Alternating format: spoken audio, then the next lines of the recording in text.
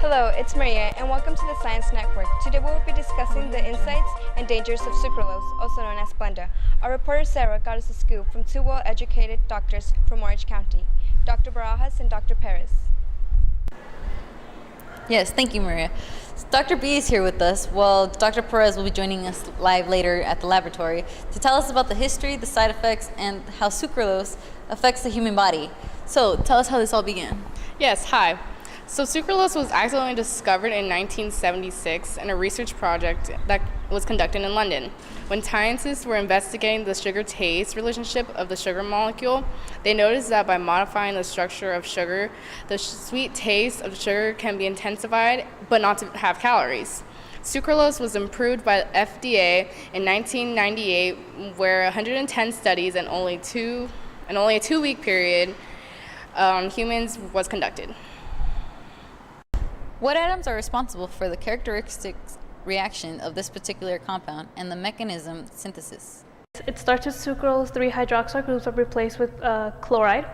By selecting the primary alcohol groups through acetylation, the partially acetylated sugar is then chlorided with phosphorus oxychloride, and the acetyl groups are removed to give us sucralose.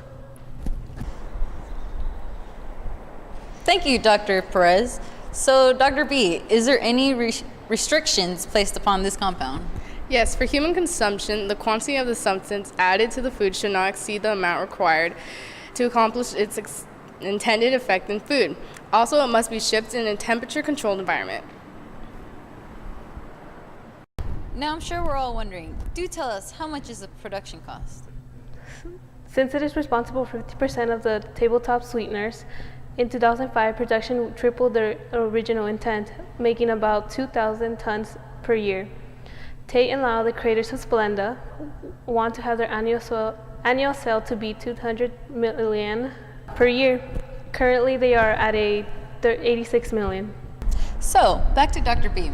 How exactly can we find the chemical in our everyday lives? Well, it appears in cereals, syrups, condiments, carbonated beverages, even in chewing gum. It is mixed with bulking agents such as maltodextrin and dextrose and sold as Splenda. Typically, it's used to help manage weight gain, such as it does not function nor add carbohydrates and calories, but it is 600 times sweeter than sugar. Now, let's not sugarcoat all this. I'm sure there must be side effects and stuff that affects the human body in some way or another. Yes, sucralose reduces the amount of microorganisms we contain in our body by about 50%, according to the Journal of Toxicology and Environmental Health. With the reduced amount of bacteria, our body becomes unbalanced in microorganisms, which affects our general health and increases our intestine pH levels, which crucially affects glycoprotein, an important factor for our cells. Sucralose can affect any part of our body, ranging from a small itch to neurological defects, including anxiety and depression. We actually have an individual who tested sucralose for a period of time. Okay, well, tell us about this experience. I decided to try it out since I have diabetes, but I noticed that rather than helping me, I was having some unpleasant side effects. I had dizziness, migraines, and nausea, and minor rashes. I also noticed that I gained a lot of weight because it increased my blood sugar. It is important to consider that even though sucralose does not have any carbohydrates or calories, the addition of maltodextrin and dextrose can affect people with diabetes. All right then, so how does this affect the environment?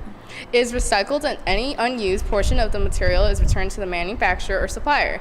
The disposal of the chemical must consider the material's impact on air quality, potential migration in soil or water, effects on animal and plant life, and the conformance with the environment and public health regulations.